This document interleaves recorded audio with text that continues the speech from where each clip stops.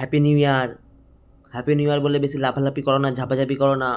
সেই কালকে সকালে উঠে ডিউটি যেতে হবে, অফিস যেতে হবে। কিন্তু হ্যাপি নিউ ইয়ার করে রাত্রেবেলা সবাই মঙ্গল ফাল খেয়ে দিই। হ্যাপি নিউ ইয়ার, কেউ গার্লফ্রেন্ডকে ফোন করে বলবে হ্যাপি নিউ ইয়ার বন্ধু, কেউ বন্ধুকে ফোন করে বলবে হ্যাপি নিউ ইয়ার, কেউ গার্লফ্রেন্ডকে ফোন করে বলবে হ্যাপি নিউ ইয়ার, কালকের দিনটা চল হয়ে যাই।